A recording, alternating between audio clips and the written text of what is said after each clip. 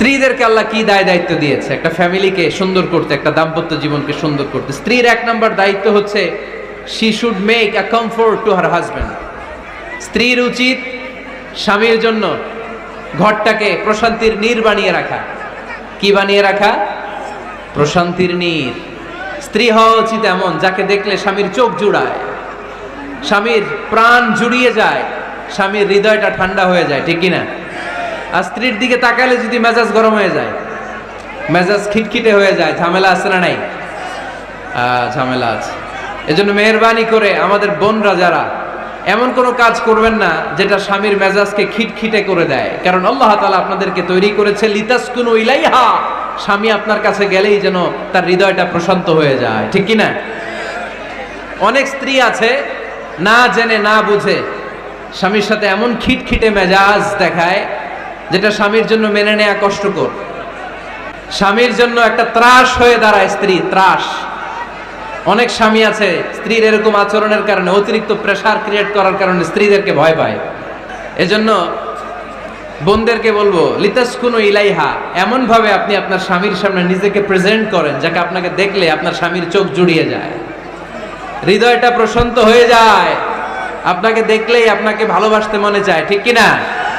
এজন্য রব্বুল আলামিন বলেন আমি নারীদেরকে তৈরি করেছি লিতাসকুনু ইলাইহা, যেন পুরুষেরা স্ত্রীদের সংস্পর্শ যখন পায় পুরুষদের হৃদয়টারে প্রশান্ত করে দেয়। কে? রব্বুল আলামিন বলেছেন খাদিজার জন্য জান্নাতে আমি এমন একটা ঘর বানিয়েছি যেই ঘরের মধ্যে কোনো বিশৃঙ্খলা নাই। খাদিজার জন্য জান্নাতে এমন একটা প্রাসাদ আমি বানিয়েছি যেই প্রাসাদের মধ্যে কোনো আওয়াজ নাই, কোনো কোলাহল নাই, কোনো বিশৃঙ্খলা নাই। কারণ খাদিজা আমার নবীকে এমন একটা ঘর উপহার দিয়েছে যেই ঘরের মধ্যে কোনো বিশৃঙ্খলা ছিল না, আওয়াজও ছিল না। পড়েন সুবহানাল্লাহ। আল্লাহ রাসূল যখন সারাদিন কাফেরদের মাঝে কোরআনের দাওয়াত দিতেন, কোলাহল মারামারি জীবনের ঝুঁকি নিয়ে মক্কার কুরাইশদের মাঝে যখন দাওয়াত দিতেন, সব বিশৃঙ্খলা ঝামেলা গোলমাল শেষ করে রাতের বেলায় যখন খাদিজার ঘরে বিশ্বনবী ঢুকতেন, বিশ্বনবীর হৃদয়টারে প্রশান্ত করে দিত কে? আম্মাজান খাদিজা বিশ্বনবী সাল্লাল্লাহু আলাইহি ওয়াসাল্লামের জন্য এমন ঘর উপহার দিয়েছেন যেই ঘরে বিশ্বনবী আসলে বিশ্বনবীর হৃদয়টা ঠান্ডা হয়ে যেত। সুবহানাল্লাহ পড়ে।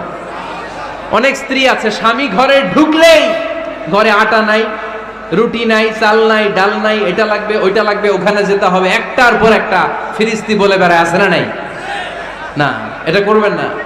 আপনার কি লাগবে এই সব দায়িত্ব আল্লাহ তাআলা স্বামীকে দিয়েছে, স্বামীকে জানাবেন। তবে ধীরে সুস্থে, ধীরে সুস্থে স্বামীর জন্য ঘরটাকে এমন করে রাখতে হবে যেন ঘরে ঢুকলেই স্বামীর হৃদয়টারে প্রশান্ত করে দেয় কে? এজন্য স্ত্রীর প্রথম দায়িত্ব ঘরটারে প্রশান্তির নীর বানানো। একটা সুখী দাম্পত্য জীবনের জন্য স্ত্রীর 2 নম্বর দায়িত্ব হচ্ছে স্বামীকে ইন্সপায়ার করা, স্বামীকে সাহস জোগানো, পিছন থেকে ড্রাইভিং পুশের মতো কাজ করা। কারণ স্বামীকে যখন স্ত্রী সাহস যোগায় স্বামীর সাহস বেড়ে যায়, ঠিক কিনা? আল্লাহর হাবিব সাল্লাল্লাহু আলাইহি ওয়াসাল্লামের কাছে কোরআনের আয়াত নাযিল হলো, ইকরা বিসমি রাব্বিকাল্লাযী খালাক খালাকাল ইনসানা মিন আলাক ইকরা ওয়া রাব্বুকাল আকরাম আল্লাযী আল্লামা বিল কলম আল্লামাল ইনসানা মা লাম ইয়ালাম। পড়েন আল্লাহু আকবার। সূরাতুল আলাকের 5 আয়াত হেরা গুহায় যখন নাজিল হয়ে গেল, বিশ্বনবী সাইয়েদনা জিবরাইলকে নিজ আকৃতিতে দেখলেন, পা থেকে মাথা পর্যন্ত দেখে বিশ্বনবী ভয় পেয়ে গেলেন। বিশ্বনবী সাল্লাল্লাহু আলাইহি ওয়াসাল্লামের হৃদয় কাঁপতে আরম্ভ করল। কোরআনের 5 আয়াত নিয়ে হেরা গুহা থেকে বিশ্বনবী আম্মাজান খাদিজাতুল কুবরা রাদিয়াল্লাহু তাআলা আনহার কাছে চলে আসলেন। এসে ডেকে বললেন, খাদিজা জাম্মিলুনি জাম্মিলুনি, কম্বল দিয়ে তুমি আমারে চাপা দাও, আমার ভয় লাগছে, মনে হয় আমি বাঁচবো না। আম্মাজান খাদিজা বললেন, কি হয়েছে আপনার? বিশ্বনবী বললেন, বিশাল বড় একটা লোক কোরআনের 5 আয়াত নিয়ে এসেছে। ওই লোকের পা হেরা গুহার মধ্যে, মাথাটা আকাশের উপরে, এত বিশাল সত্তা, বিশাল কোন মানুষ জীবনে আমি দেখি নাই। এসে সে পরিচয় দিয়েছে সে নাকি জিবরাইল ফেরেশতা। বিশ্বনবী বললেন, মনে হয় আমি বাঁচবো না। আমার জ্বর চলে এসেছে, আমার হৃদয়ের মধ্যে কাঁপুনি শুরু হয়েছে, তুমি আমারে কম্বল দিয়ে চাপা দাও। আম্মাজান খাদিজা বললেন, ও নবী, ভয় পাবেন না, আমার আল্লাহ কোনোদিন আপনারে অপমান করবেন না। সুবহানাল্লাহ পড়েন। ওয়াল্লাহি ওয়াল্লাহি লা ইউখজিকাল্লাহু আবাদা। নবী গো, আল্লাহ আপনারা অপমান করবেন না, কারণ আপনার মধ্যে এমন এমন ভালো ভালো গুণ আছে, এই গুণাবলীগুলি যে মানুষের মধ্যে থাকে তাকে আমার রব কোনোদিন অপমান করতে পারে না। চিল্লায় বলেন ঠিক কিনা? নবী হে, ইন্নাকা লা তাসিলুর রাহিমা, আপনি আত্মীয়তার সম্পর্ক বজায় রাখেন। ও নবী, তাসদুকুল হাদিসা, সব সময় আপনি সত্য কথা বলেন। ওয়া তাহমিলুল কাল্লা, আপনি মানুষের বোঝা টেনে দেন। ওয়া তাকসিবুল মা'দুমা, যার উপার্জন করার কেউ নাই, নিজে গায়ে খেটে আপনি তারে উপার্জন করে দেন। ওয়া তুঈনু আলা নাওয়াইবিল হক, সত্য যেখানে বিপন্ন সেখানে আপনি সাহসী সৈনিকের মতো দাঁড়িয়ে যান। সুবহানাল্লাহ। নবী হে, আপনি ভয় পাবেন না, কারণ আপনি এমন অসাধারণ ব্যক্তিত্ব, এমন জনকল্যাণমূলক কাজের আঞ্জাম আপনি দেন, এরকম লোককে আল্লাহ কখনো অপমান করতে পারে? আপনি চালিয়ে যান, আপনাকে থামানোর মতো অপশক্তি গোটা বিশ্বে দ্বিতীয়টা নাই। চিল্লায় বলেন ঠিক কিনা? বিশ্বনবীকে সাহস জুগিয়েছেন, এরকম সাহস জোগানোর মতো স্ত্রী আমাদের দরকার আছে না নাই? বিশ্বনবী সারাদিন বাইরে যখন কাফের মুশরিকদের অত্যাচার অনাচার সহ্য করে ঘরে আসতেন, আম্মাজান আয়েশা এমন সাহসিকতার বাণী শোনাতেন, এমন মোটিভেশন শোনাতেন, এমন ইন্সপায়ারেশন দিতেন, বিশ্বনবী সারাদিনের সব দুঃখ কষ্ট ভুলে গিয়ে এর পরের দিনের দাওয়াতি কাজের জন্য নতুন করে এনার্জি ফিরে পেতেন। চিল্লায় পড়েন আল্লাহু আকবার। এজন্য স্ত্রীর 2 নাম্বার কাজ হচ্ছে স্বামীকে সাহস যোগানো। 2 নাম্বার কাজ কি? স্বামীকে সাহস যোগানো, স্বামীকে সাপোর্ট দেয়া। স্ত্রীর 3 নাম্বার কাজ হচ্ছে স্বামীর ডাকে সাড়া দেয়া। কি দেয়া? স্বামী যদি স্ত্রীর সঙ্গ পেতে চায়, স্ত্রীর ওই ডাকে সাড়া দিতে হবে। রাতের বেলা স্বামী যদি স্ত্রীর সঙ্গ চায়, আর স্ত্রী যদি সঙ্গ না দিয়ে চলে যায়, ফজর পর্যন্ত ওই স্ত্রীর উপর আল্লাহর ফেরেশতারা লানত দিতে থাকে। চিল্লায় পড়েন নাউযু বিল্লাহ।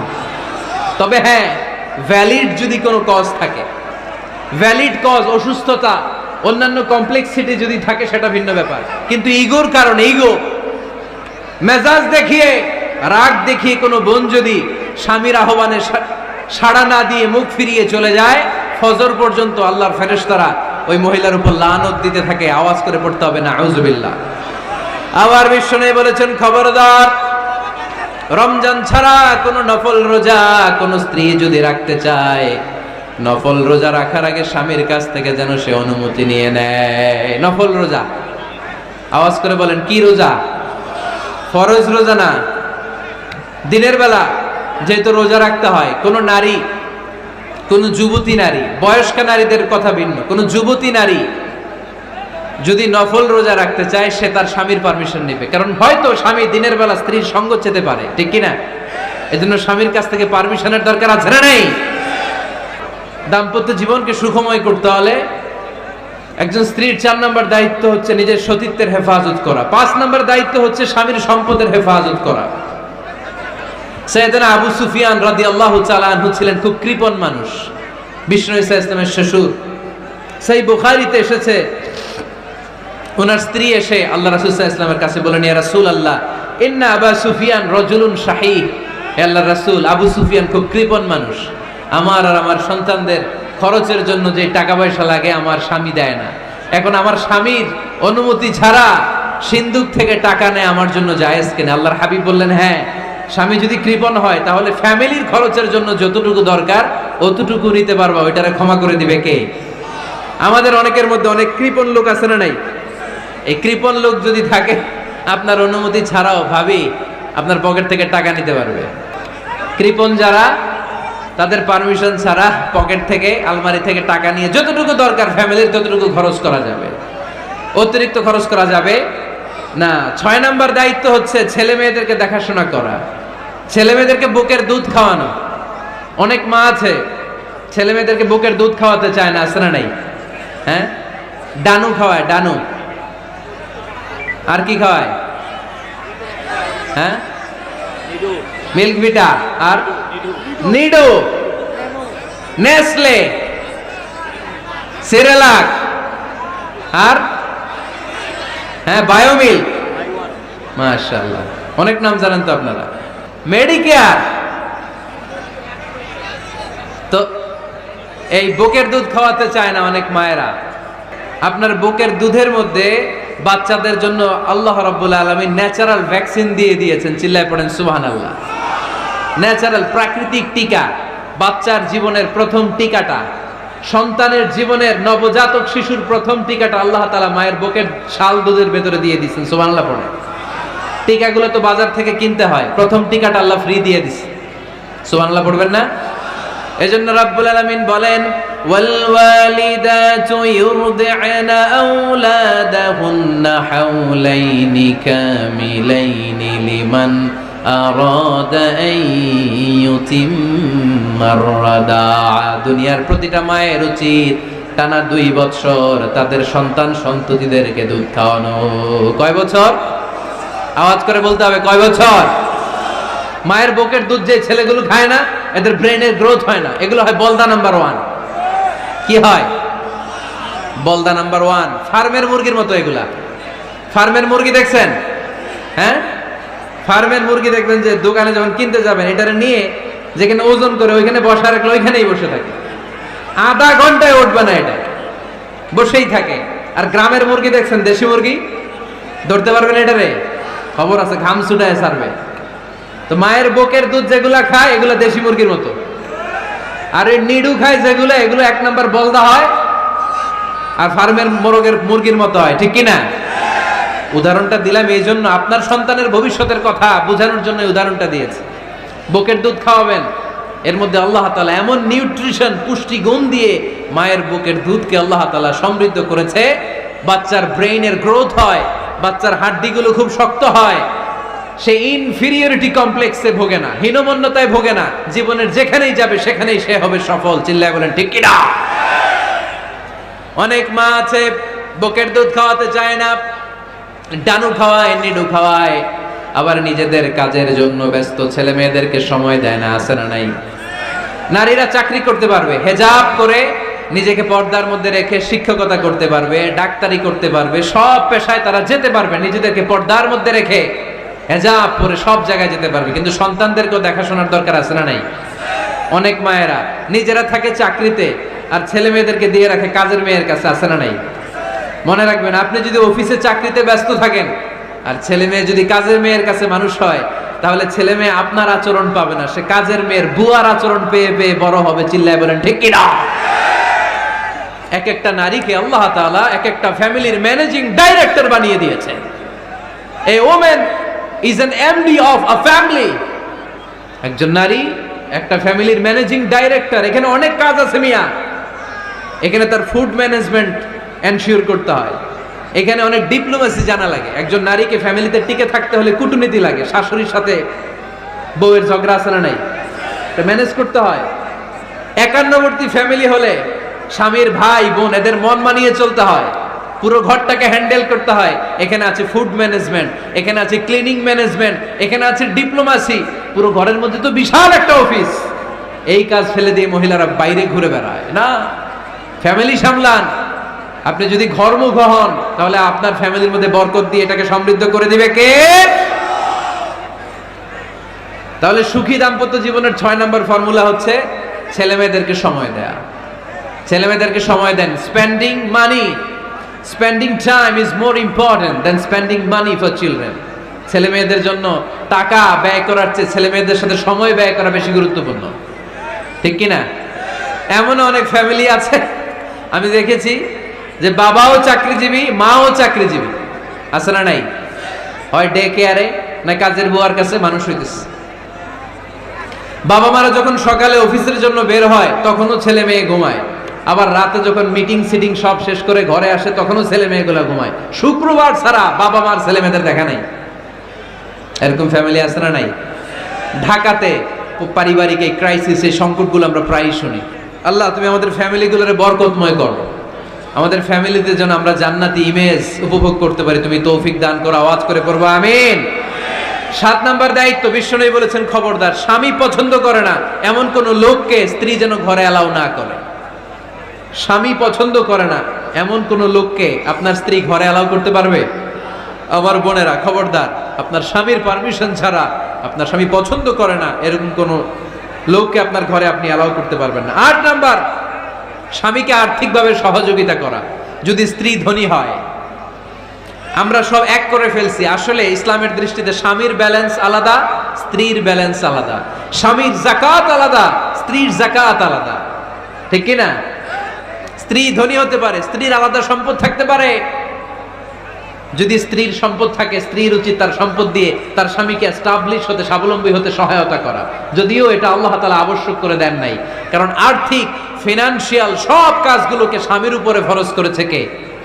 ফিনান্সিয়ালি 1 টাকা খরচ করা, 1 টাকার দায়ভার নেওয়া কোনো স্ত্রীর উপরে আল্লাহ আবশ্যক করে নাই। তারপরেও স্ত্রী যদি ধনী হয়, স্ত্রীর যদি জায়গা জমি থাকে, সম্পদ থাকে, তাহলে স্ত্রীর উচিত তার স্বামীকে স্বাবলম্বী হতে সহযোগিতা করা, ঠিক কিনা? আমরা মডেল হিসেবে আম্মাজান খাদিজা রাদিয়াল্লাহু তাআলা আনহার জীবনের দিকে যদি তাকাই, তাহলে দেখব উনি অনেক মহিয়সী গরিয়সী একজন ব্যবসায়ী নারী ছিলেন। আম্মাজান খাদিজা রাদিয়াল্লাহু তাআলা আনহা ওনার ব্যবসায় স্টাফ হয়ে বিশ্বনবী ওনার সাথে পরিচিত হলেন। বিশ্বনবীর আমানতদারিতায় মুগ্ধ হয়ে আম্মাজান খাদিজা বিশ্বনবীরে বিয়ের প্রস্তাব দিলেন। আম্মাজান খাদিজা রাদিয়াল্লাহু তাআলা আনহার সাথে বিশ্বনবীর যখন বিয়ে হয়ে যায়, বিয়ের পরে আম্মাজান খাদিজা বলেন, ও বিশ্বনবী, আমার যত সম্পদ আছে, আমার ব্যবসায়ের যত মালামাল আছে, যত সম্পদ আছে, সব আমি আপনার পায়ের সামনে এনে রেখে দিলাম। আপনি দিয়ে দিলাম, সব সম্পদ আপনার আমি দিয়ে দিলাম। আপনি ইচ্ছে মতো মানুষকে দান করতে পারেন, খরচ করতে পারেন, দাওয়াতি কাজে, মুসলিমদেরকে আজাদ করার কাজে আপনি ব্যয় করতে পারেন। আওয়াজ করে পড়েন আল্লাহু আকবার। আম্মাজান খাদিজাকে যদি আমরা মডেল হিসেবে ধরি, তাহলে প্রতিটা বোনের উচিত তাদের যদি অর্থকড়ি থাকে, সম্পদ থাকে, স্বামীকে স্বাবলম্বী হতে ওই সম্পদ দিয়ে সাহায্য করার দরকার আছে না নাই? কথা বলেন না কেন? 9 নাম্বার, স্ত্রীর দায়িত্ব দাম্পত্য জীবনকে সুখময় করতে নিজেকে স্বামীর সামনে বিউটিফাই করে উপস্থাপন করা। নিজেকে বিউটিফাই করে, মেকআপ করে স্বামীর সামনে উপস্থাপন করা। আমি আমার মা বোনদেরকে বলবো, আপনারা নিজেদেরকে গুছিয়ে সাজিয়ে স্বামীর সামনে উপস্থাপন করুন। অনেক বোনেরা আছে বাইরে যাওয়ার সময় পার্লারিং করে, মেকআপ করে, সুন্দর জামা কাপড় পরে বাইরে যায়, আর স্বামীর সামনে আসলে বুয়ার মতো থাকে। আছে না নাই? স্বামীর সামনে পচা জামা, ছিঁড়া জামা, চুলের মধ্যে নাই সুগন্ধি, নিজেকে গুছিয়ে রাখে না, সামলে রাখে না, কাজের বুয়ার মতো নিজেকে উপস্থাপন করে স্বামীর সামনে। আর বাইরে গেলে মেকআপ করে, পার্লারিং করে যায়। হওয়া দরকার ছিল উল্টা, বাইরে আপনি সাদা সিধা ভাবে যাবেন, বোরকা দিয়ে নিজেকে ঢেকে যাবেন। বাইরে যাওয়ার সময় কোনো নারী পারফিউম ইউজ করে যেতে পারবে না। নারীরা যত পারফিউম ইউজ করতে মনে চায় আপনার বেডরুমে, আপনার স্বামীর সামনে, ঠিক কিনা? স্বামীর সামনে পারফিউম ইউজ করেন, নিজেকে উজাড় করে সাজান স্বামীর জন্য। এই প্রতিটা সাজুগুজুতে সওয়াব আছে না নাই? ইসলাম কতটা চেক এন্ড ব্যালেন্স, কতটা ভারসাম্যপূর্ণ জীবন ব্যবস্থা। খবরদার, নারীরা ডিওডোরেন্ট ইউজ করে বাইরে যেতে পারবে, যেটা সে তার আর্মপিটে ইউজ করে, কিন্তু ঝাঁঝালো পারফিউম বোরকার উপর দিয়ে মেরে কোনো নারী বাইরে যেতে পারবে? কথা বলেন। সুনানে নাসাইর হাদিস, আল্লাহর হাবিব বলেন, আইয়ুমা ইমরাআতিন ইস্তা'তারাত নাফসাহা ফামাররাত আলা কওমিন লিয়াজিদু রিহাহা ফাহিয়া জানিয়া। কোন নারী যদি তার জামার উপর দিয়ে পারফিউম মেখে পুরুষ লোকের দৃষ্টি আকর্ষণের জন্য ঘরের বাইরে বের হয়, যতটা পুরুষ তার চেহারার দিকে লোলুপ দৃষ্টি নিয়ে তাকাবে, ততটা পুরুষের সাথে জিনার গুনাহ মহিলার আমলনামায় তুলে দিবে কে? পারফিউম মেখে যদি কোনো নারী বের হয় এই উদ্দেশ্যে যে ছেলেরা আমাদের প্রতি আকৃষ্ট হবে, যতটা ছেলে তার দিকে তাকাবে, প্রত্যেকটা ছেলের সাথে জিনার গুনাহ আল্লাহ তাআলা এমনি তার আমলনামায় তুলে দিবে। নাউজুবিল্লাহ পড়েন। এজন্য খবরদার, নিজেকে সাজিয়ে গুজিয়ে স্বামীর সামনে উপস্থাপন করুন, সাজিয়ে গুজিয়ে। অনেক স্ত্রীরা আছে ড্রাইভারের সাথে কথা বলার সময় মিষ্টি হাসি দিয়ে কথা বলে। বাজারে শপিং করতে গেলে আসসালামু আলাইকুম ভাই, কেমন আছেন? কি সুন্দর আসসালামু আলাইকুম। স্বামীর সামনে আসলে আর এই মিষ্টি কথাটা নাই, আছে না নাই? বাইরে তোমার চিকন গলায় কিসের আসসালামু আলাইকুম? হ্যাঁ, না, বাইরে আপনি আসসালামু আলাইকুম দিতে যাবেন না, ঝটপট করে কর্কশ ভাষায় কথা বলে শেষ। কেউ ফোন দিয়েছে, হ্যালো, কে? স্বামীকে চায়, উনি বাসায় নাই, কাট।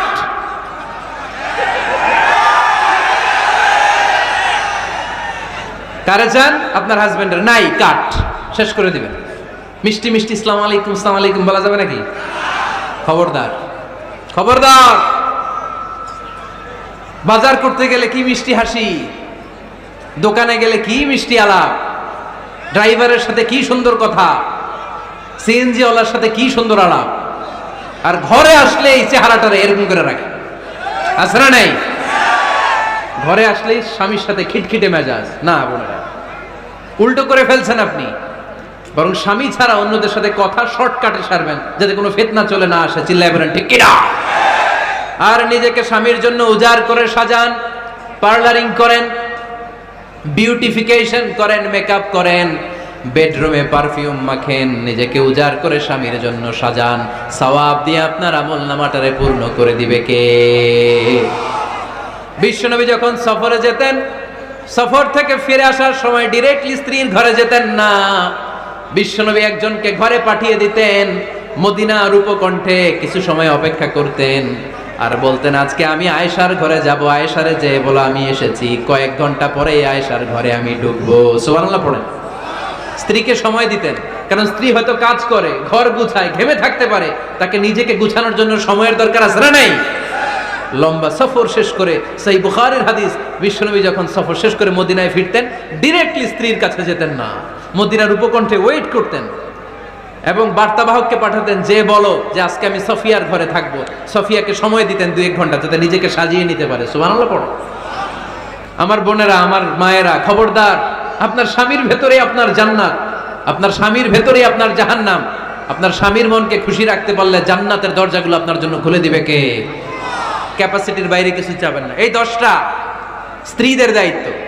এই 10টা পয়েন্ট যদি কোনো স্ত্রী স্বামীর জন্য এইভাবে স্যাক্রিফাইস করে করে এইভাবে আঞ্জাম দিতে পারে, এই স্ত্রীদের জন্য জান্নাতের দরজাকে খোলা রেখেছে কে? আওয়াজ করে বলতে হবে, খোলা রেখে দিয়েছেন কে?